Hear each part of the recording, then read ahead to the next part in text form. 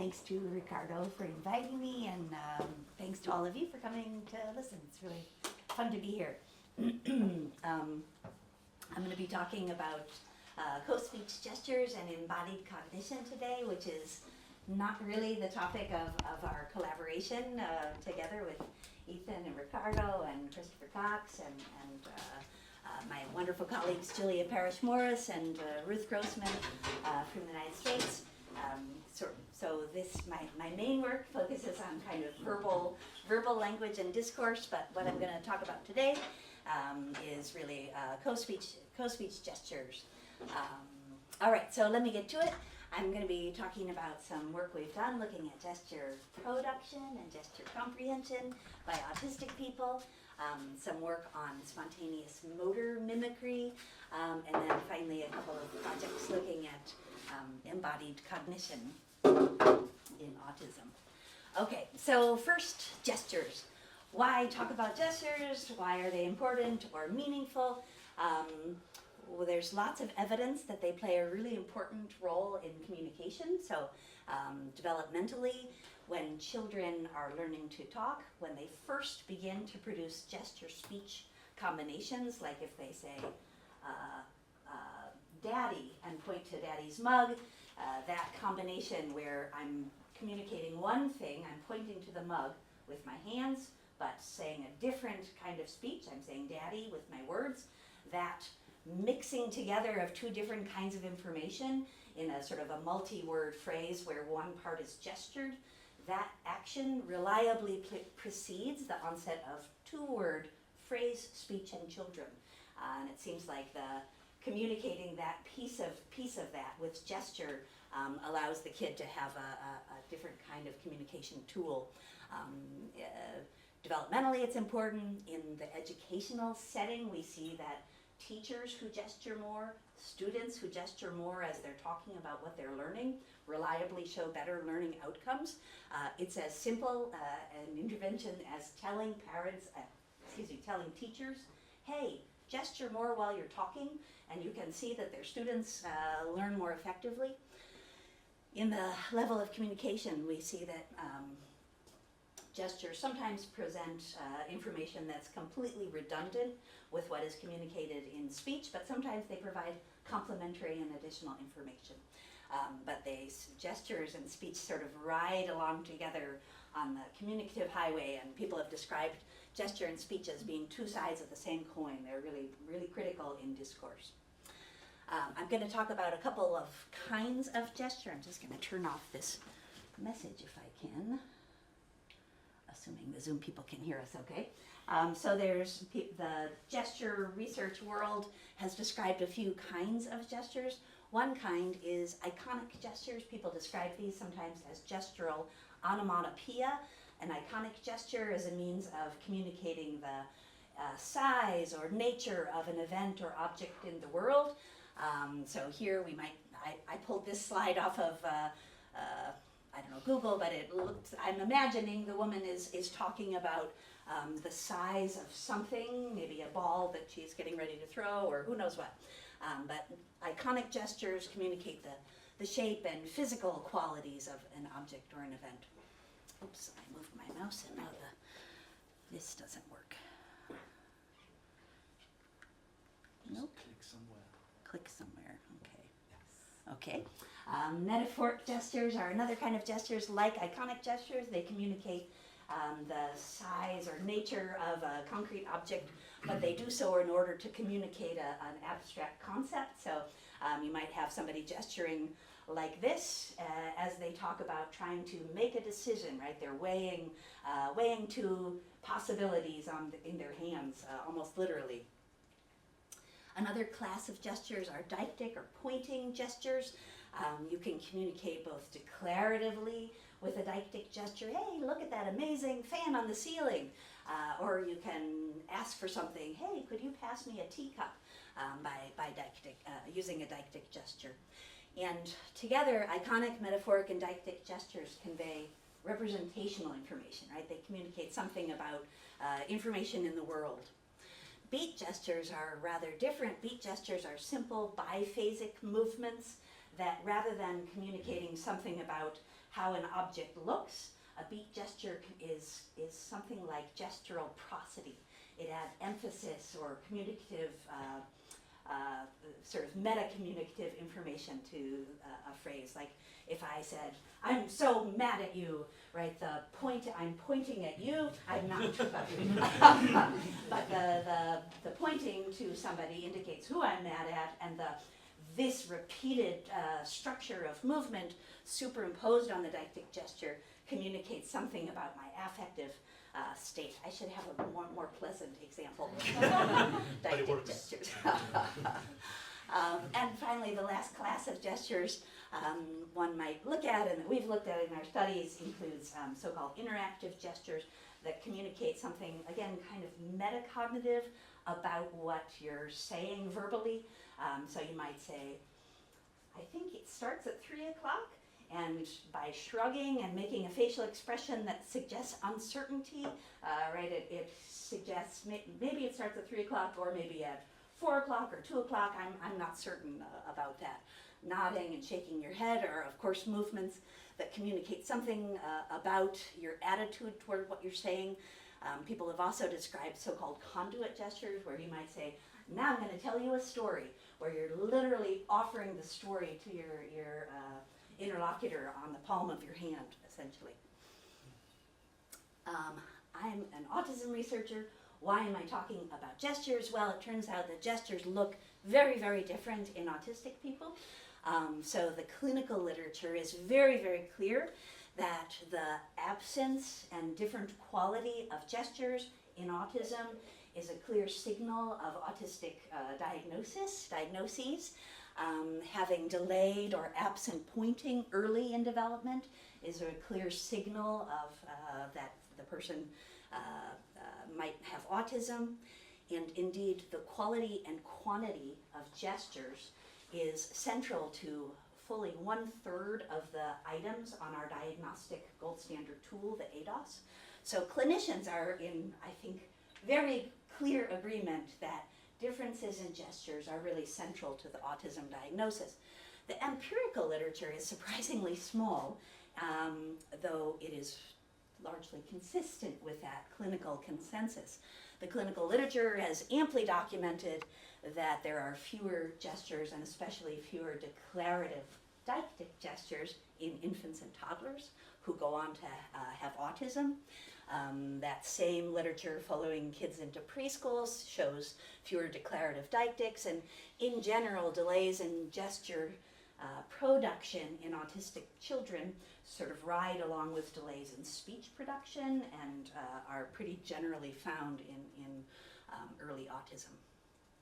So with my wonderful former student, Ashley Demarchena, who's now at Drexel University, we've done some work looking at gesture production in autistic teenagers. In one of our earliest studies, we had autistic teens and non-autistic teens they just flipped through a series of cartoon images that tell a rather silly story about two monkeys. It's one of the tasks from the ADOS, the diagnostic tool, if you're familiar with that. These were 12 to 17-year-olds with age-appropriate cognitive skills, and they're all verbal speaking autistic people. And here is what we found. I think the first most striking thing is that when you just count up the number of gestures produced by each speaker over the course of their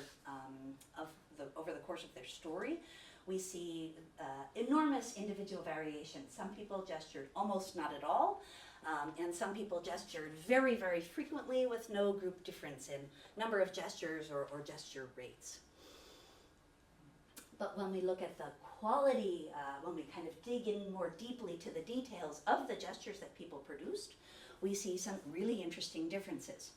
What you're seeing here is a time plot from the start of a narration to the, I think, end of the narration of a non-artistic participant. The blue stripes indicate when a gesture occurred, and the yellow stripes indicate the speech that was co-occurring at the time with that same gesture. This analysis was focused on representational gestures, so we might have somebody say, "And then the monkey threw a coconut," where we were confident that this gesture referred to the throwing of the coconut that was being discussed in speech, and so we could kind of co-mark the temporal occurrence of both the gesture and the co-occurring speech. And what you're meant to notice here is that over time, the timing of the gesture and its co-occurring speech was extremely tightly coordinated. And now when I show you the plot of an individual autistic participant, we see something a little bit different. The timing of these events is more uncoupled, is less tightly linked in the autistic participant. And imagine for a moment if you see somebody talking about a monkey who is throwing a coconut, and he says, and then the monkey threw the coconut and then he went to the woods. What does this gesture mean in that context, right? When the gesture is neatly coincident with the verb throwing, where you say, and then he threw the coconut, you know that this motion of the hand is describing the throwing action. But when it's temporally unconnected to the speech, it becomes much more ambiguous. What exactly does that mean when I do that motion? And so that was individual data plots, but when we look at the relative asynchrony between the onset of gesture and its co-occurring speech, we see that the timing was much more less tightly linked, more asynchronous in the autism group. We also found that the degree of asynchrony was correlated significantly with listener ratings of how clear the story was. How well could you follow that story? Which in our current Ready to Connect project we might describe as so-called communicative success. So there's something really important about that uncoupling of the timing of gesture and speech that sort of disrupted how well people could follow the narrative. That finding of gesture-speech asynchrony has been replicated now a few times. It seems like a really robust one. We did another much more extended narrative retelling. The monkey story that we had listeners retell in the last study was very brief. It's a 6-panel cartoon. Narratives might have lasted anywhere between 2 and 8 minutes, not 8 minutes, 2 and 5 minutes, excuse me, very short. But here we had people watch a much more extended cartoon. It's a Tweety and Sylvester cartoon called Canary Row that's been really well studied in the gesture literature. And the narrative retellings are much, much longer, and this cartoon tends to elicit a lot of gestures because there's not a lot of dialogue that happens, and Tweety and Sylvester get into a lot of shenanigans, and they are very animated and dramatic, and it really calls for a lot of gesturing. Excuse me. What we found in this study was that the autism group produced overall shorter narratives and significantly fewer gestures. And looking at the gestures of the autistic participants, our coding indicated that the gestures in that group were kind of less well formed. It was harder for raters to be sure that a given movement was or was not a gesture.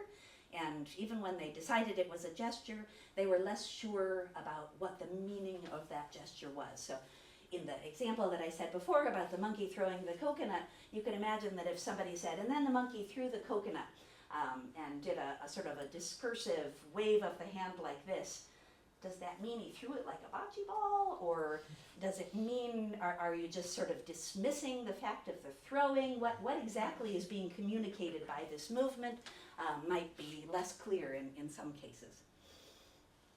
In general, the gestures were more difficult to understand, a finding that we've replicated again in a study with a whole bunch of adults. So the finding here seems to be that speech-gesture coordination, which in most individuals is really, really tightly coupled, that coordination is kind of unlinked and disrupted in autism. Why? What's happening? One potential contributor to this might be motor skills, right? Gestures can involve very, very simple motor movements, like a beat gesture where you say, I, I'm really mad at you, right? That's an extremely simple, biphasic movement without a lot of fine motor control involved, but other kinds of gestures. And then he made the pasta into strands and cooked it. You might, imagine a gesture that requires much more elaborated fine motor control. Why is that relevant? Well, because in autism there's extensive evidence of disruptions in the development of motor skills and motor control. I won't go through all of these findings, but I think the literature is extremely consistent and robust in demonstrating differences in motor control in lots of age groups and in many different settings, including intervention studies that demonstrate that when autistic kids participate in yoga interventions or martial art interventions or sort of creative dance movement interventions, they have a benefit in lots of outcomes, including social communication skills, something that I think is not widely enough known in the intervention world. So we took a look at the association between fine motor skills, which are documented here, and found that in an autism sample, fine motor skills were disrupted, consistent with lots of other literature, and further finding that the degree of motor skills impairment was strongly correlated with measures of gesture quality, gesture production quality, and speech gesture coordination. So that provides some evidence that motor difficulties may indeed be contributing to this kind of gesture-speech asynchrony in autism. That was work done by Elise Taverna. Other work done by Wim Pauw that we did together, looking at synchrony during, I won't say these were sort of gestures exactly. We had kids reciting highly rhythmic speech, nursery rhymes, and we told them, while you are reciting this nursery rhyme, move your hand up and down like a hammer as you recite. So we're telling them to coordinate their speech with their gestures and telling them exactly what kind of movement to make. And in that context, I'm sorry, I don't have a figure for this result, but in that context, we saw no gesture-speech synchrony disruptions in an autism group. So in that kind of context, again, those are extremely simple motor movements, very little motor control involved, and the individuals were thinking deliberately about those movements and making them, so it's very different than the spontaneous production of gesture while you're talking, but we did not see disruptions there. And that suggests that maybe elaborate fine motor control is involved, but also there's maybe something about the discourse planning that happens as you're talking that is driving asynchrony in speech and gestures. Does this production difficulty that we see in autism only involve one's actions, one's own motor actions? Indeed, no. We've been looking at gesture comprehension in autistic participants and finding that also appears to be disrupted.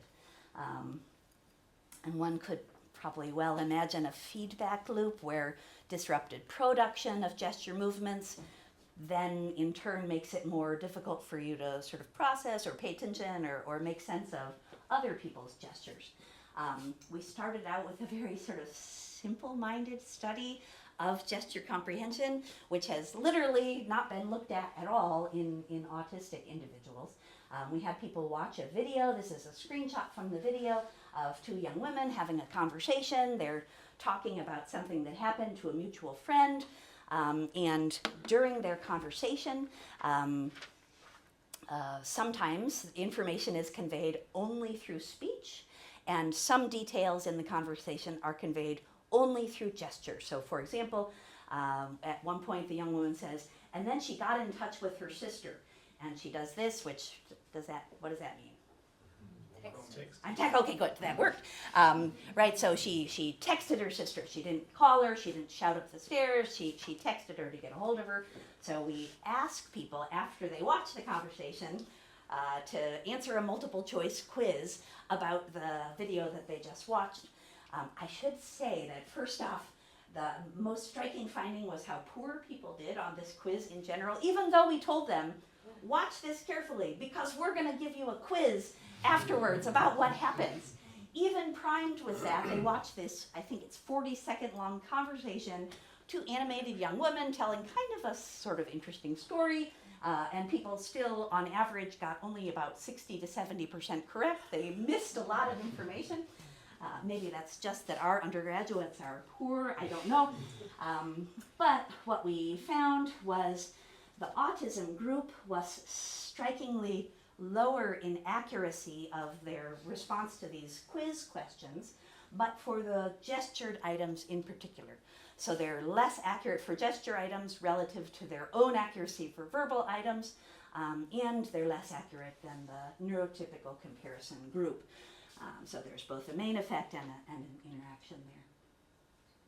So this suggests there's reduced comprehension of gestured speech, of gesture during discourse, and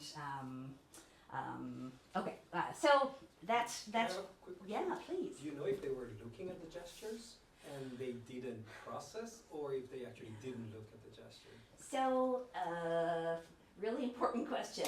The context where they did this study was sitting at a table in front of a laptop computer, and the experimenter is like kind of behind them observing them, and from the experimenter's sort of impression, people were looking at the laptop and watching. It's possible somebody was closing their eyes, or having their head directed at the laptop but actually looking somewhere else. So it would be kind of hard to do that. Faces, maybe, yeah. Yeah, but we did not do eye tracking or anything like that to check. Okay, so hopefully I've convinced you that both gesture production, gesture comprehension are altered in autism in a way that has some important consequences for people's comprehension of discourse by autistic people, and that those gesture production differences are associated with motor skills, potentially in kind of subtle and interesting ways. Okay, so we're going to leave gestures behind now and spend a little bit of time talking about spontaneous motor mimicry. This work was led by Bahar Tungchenk, now at Nottingham University in the UK. And I want to provide some background context to this. This is work that kind of unfolds in the context of like the social psychology domain.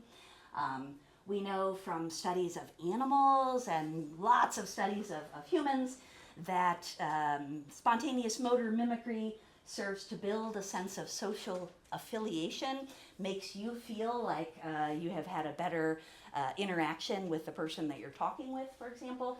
I'm sure you have read quick articles in magazines about how if you're going for a job interview, you should adopt the same posture as the person you're talking to because it will make them like you more, right? That kind of stuff. I don't know if that's actually an accurate thing, but it is the case that we react together with other people, and that enhances our sense of affiliation with others. So for example, if you've had the experience of watching a funny movie, a comedy, by yourself versus in a movie theater with other people, many folks experience the movie being funnier when they watch it with a large group of other people who are also laughing and enjoying themselves. That's a very common experience. So we see this with ducks flocking with animals flocking behaviors. Do you recognize this photo? These are Ricardo and I were both in Australia and saw the tiny penguins on parade, which was super charming. But ants and all kinds of animals that operate in big groups do amazing work of sort of observing a common consistent distance from each other and moving in synchrony with each other in ways that seem sometimes a bit magical. but that does serve to promote a sense of social affiliation. Okay, so here's the study we did. We had participants. This is not a real participant, but imagine that's a kid sitting in a chair watching on what is here a giant TV screen an actress who tells a story. And during her story, she periodically, she has some periods where she's making no movements at all, and then she has some phases of the story where she does things like put her hand on her chin, scratch her arm, scratch her head, take a drink of water, and other behaviors. And what we counted was just, we had a camera observing the child, and we just watched, when does the child make movements? Do they also touch their arm or put their hand on their chin, etc.?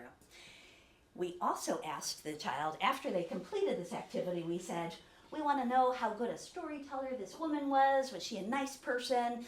Imagine that you're going to a movie now with that storyteller, and imagine the storyteller is sitting here in the movie theater. We circled a chair on a top-down view of the schema of the movie theater.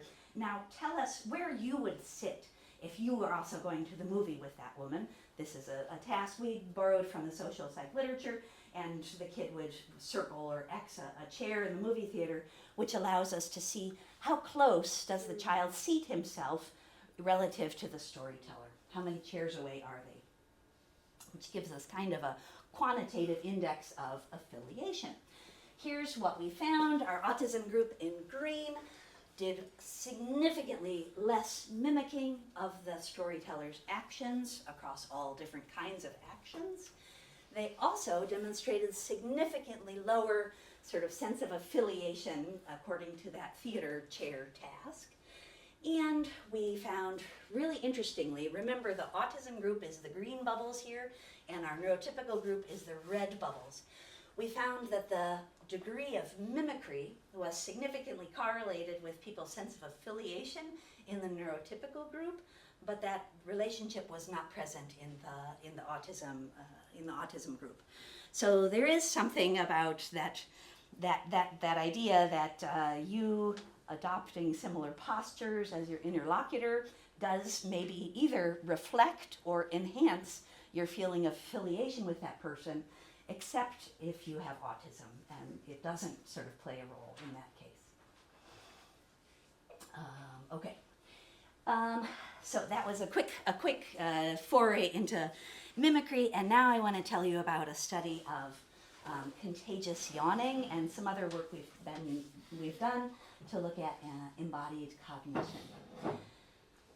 So embodied cognition is a broad term for a sort of a whole group of different theories that suggest that the sensory and motor systems through which you learn information are retained in your representation of that information. So imagine for a moment that I say the word fire. The idea of embodied cognition is that when I say fire and you think about fire, you're not thinking of fire in an abstract, disembodied sense, but rather you're imagining the heat of the fire. If you stand next to a fire, you have your olfactory system, olfactory cues are activated. You're maybe smelling the smell of wood smoke. Your visual cortex is active in thinking of the colors of the flames, and so on. And there's quite an interesting literature looking at embodied cognition. One feature of this is potentially relevant to thinking about contagious yawning. Okay, what's contagious yawning? So regular yawning is something that happens early in development. There are studies of fetuses in the womb. You can actually, people have shown fetuses yawning in utero, kind of incredible movies to see. But contagious yawning is rather different. Contagious yawning emerges much later in development. It's not present at birth. And what is contagious yawning? That's when you see or hear somebody yawn, and it elicits a yawn in you yourself. There's a very interesting literature on contagious yawning. Now I'm going to make everybody self-conscious because people who score high on measures of empathy are found to be more likely to sort of catch contagious yawns. You can instigate a yawn in yourself just by thinking sometimes about a yawn, right? It's a very sort of socially driven process, and we still don't know why that occurs. Why do we do contagious yawning? Interestingly, lots of animal species yawn. Reptiles do not contagiously yawn. There's kind of a debate about whether non-human primate species yawn. It seems like it's a kind of a unique thing, and as you'll see, it seems to be a little bit associated with theory of mind abilities. Okay, so here we did a study of contagious yawning. Very straightforward experimental setup. We have an experimenter who's better than me at pretending to yawn, and she would read a storybook aloud to groups of to children, and at planned moments during the study, during the story, she would yawn, and then we just observed during a time window, a specified time window, how often, whether or not a child then yawned themselves. And these are two groups of typically developing kids, and you can see about 40% of the time on average, kids are doing contagious yawns, but not when they're, but not when they're little. So we saw vanishingly few contagious yawns before age 4. Age 4 is an interesting developmental time point. It's when you start to see theory of mind, skills emerging. Okay, what about autistic kids? Do they do contagious yawning?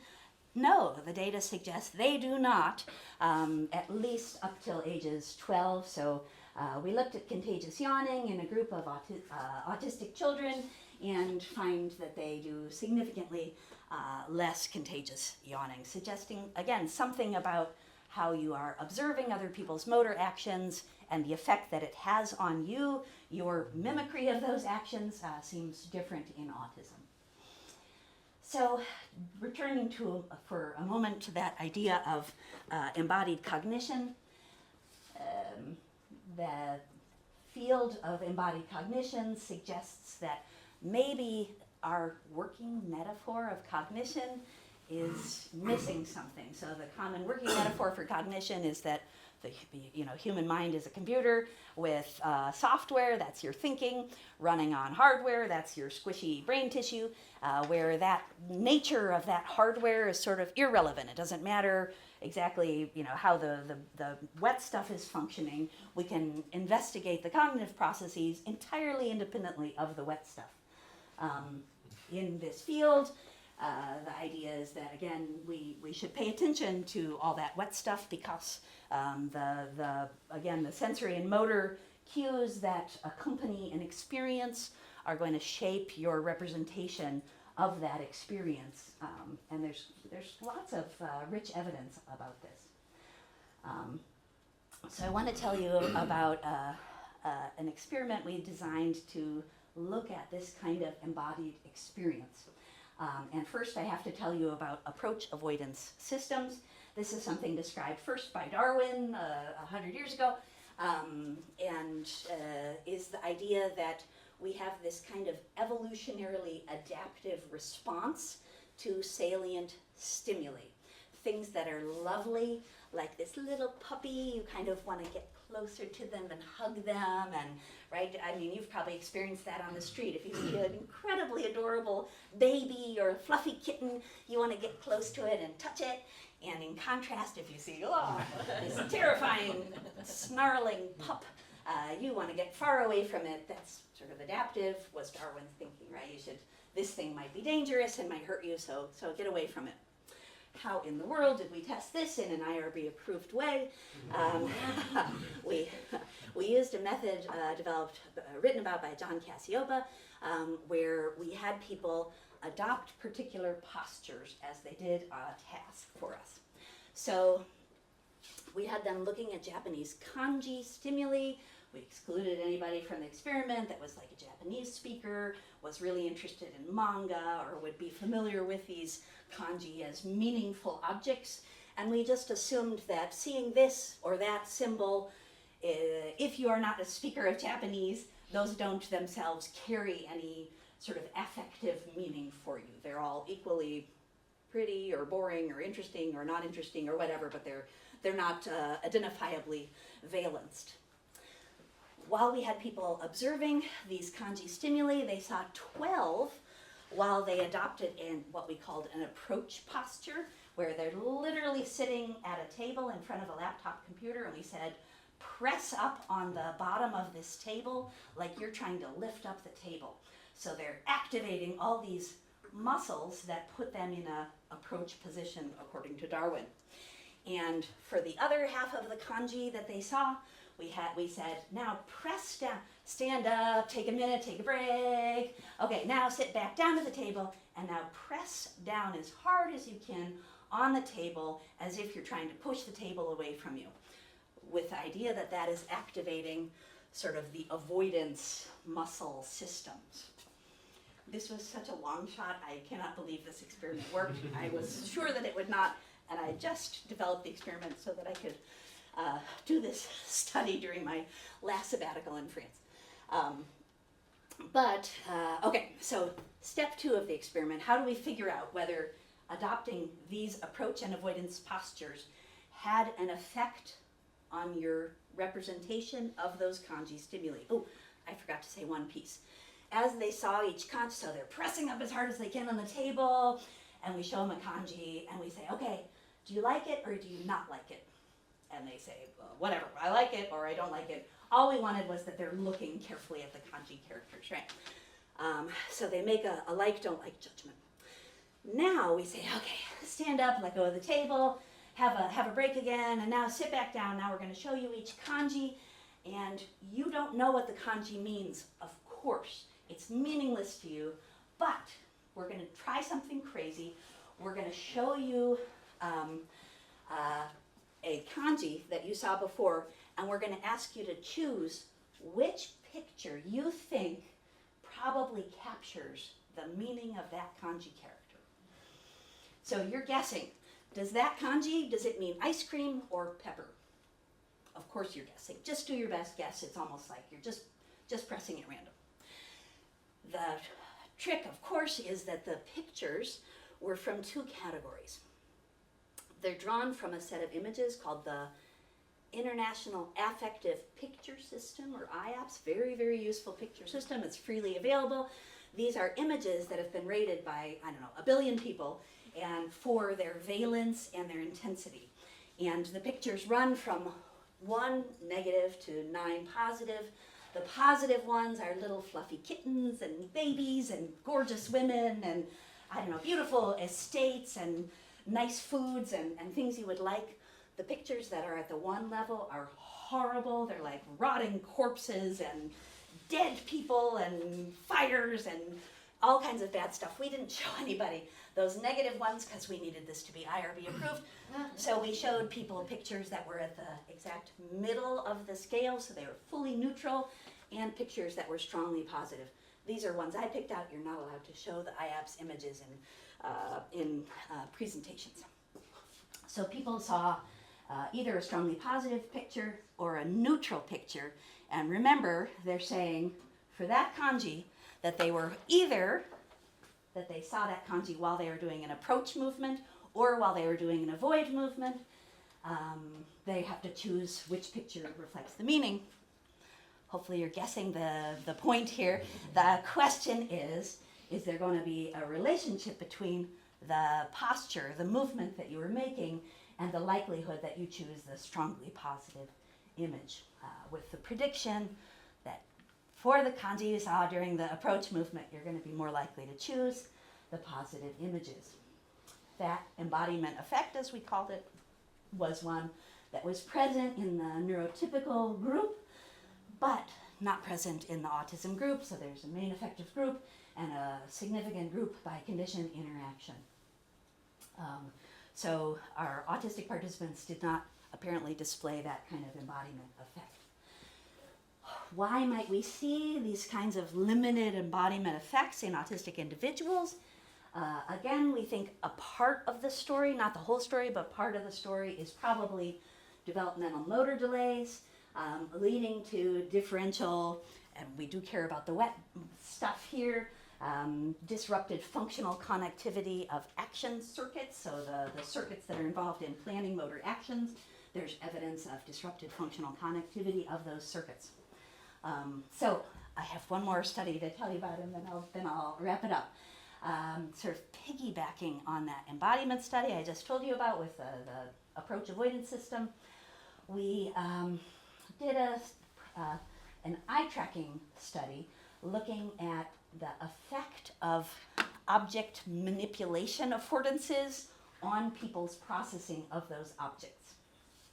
So here, imagine for a minute, you're in front of a computer laptop, seeing these 4 objects as a standard visual world kind of eye tracking experiment, and somebody says verbally, click on the faucet. And so you just have to take your computer mouse and click on the faucet. Competitor objects present on the screen included a pair of cymbals, a frying pan. These are visually similar to each other, dissimilar from the faucet. And then faucet, and I'm sorry, the resolution of this is poor, that's a mason jar. So the idea is a faucet you turn on by doing this twisting motion with your hand. A mason jar you open, doing that same twisting motion with your hand. And we were curious whether you'd get competition effects of clicking that would be evident in different patterns of eye gaze, as just in that short period of time between when somebody says click on the faucet, when you hear the word faucet, and then your eyes sort of investigate those images, and then you move and click. So we had competitors that were visually salient, so imagine a coiled hose, a garden hose, and a snake, things that look similar, and competitors that shared manipulation characteristics like a faucet and a mason jar. Okay, and so here's the weak point of this study. We tested 85 college students who were not a clinical sample. They didn't have autism. They had either low or high scores on a measure of autism traits called the AQ. But what we found was a really interesting effect of both visual competitors and manipulation competitors. So in the action condition, and I'm sorry this is complicated eye tracking data. If you're not used to looking at eye tracking data, we've got time here on this axis and proportion of fixations on the y-axis.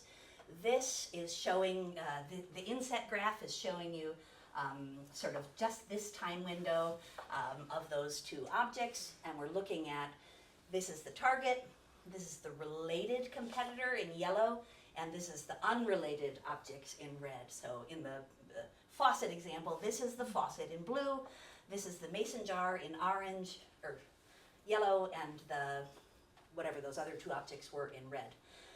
And we see the same kind of display for the shape condition. And what we found was a strong and significant manipulation effect. Sort of amazing that you could get that, where there's more looks to the competitor than to the unrelated objects in the action condition. And what we found was AQ scores, so this measure that's hoping to capture something about autistic traits in participants. The more autistic traits you displayed, the less likely you were to show that manipulation competition effect in the manipulation condition, although you would show that effect significantly in the shape condition. Okay, so the finding here is that your representation of objects with similar so-called action affordances, the mason jar or the faucet, elicit more competition, except in autism, and the idea is that object concept representations may differ in autism, potentially reflecting this sort of difference in sensorimotor experiences, driven potentially by differences in developmental motor coordination. Okay, I'm gonna not tell you about that, and I'm gonna wrap it up. So across studies, I've told you about results from a whole variety of different kinds of tasks looking at people with autism. We found that there's less speech gesture coordination and synchrony in autistic individuals, possibly linked to motor abilities. We found reduced gesture comprehension in autistic sample and differences in gesture production, reduced motor mimicry as revealed in our storytelling tasks and our contagious yawning study, reduced sort of action effects in that eye tracking study, and that I didn't tell you about. But the suggestion here is that developmental motor coordination differences may lead people who are autistic to have less kind of embodied experiences, or I should say, experiences that may be embodied in a different way, right? There may be different links that we haven't tested that are evident in autistic samples.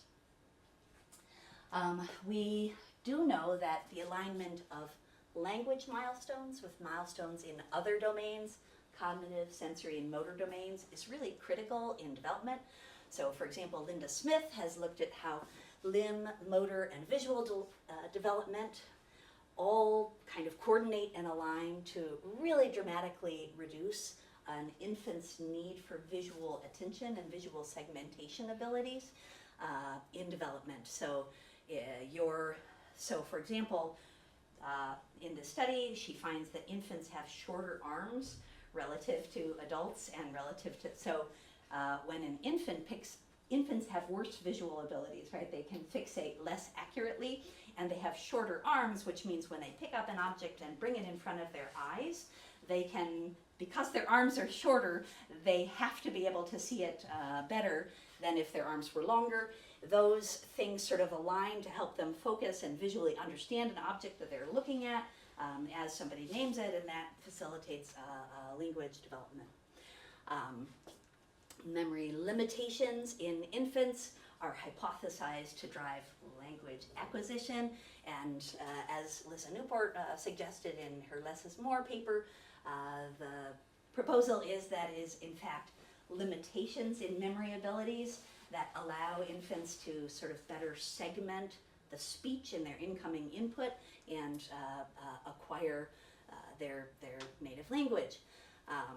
So the speculation here is that in autistic individuals, developmental asynchronies in between and among motor, vision, language, cognitive domains, just if the timing of development of skills in those different domains is disrupted, this could lead to very different outcomes and states. So, right, the idea is not so much that an autistic individual developing early on has only impaired abilities, but rather that the coincidence of development and growth in one domain is sort of unhooked from development in other domains, and that is the scheduling asynchrony that might have long-term consequences for broad aspects of development. So that's where I'm going to leave it. Thank you very much.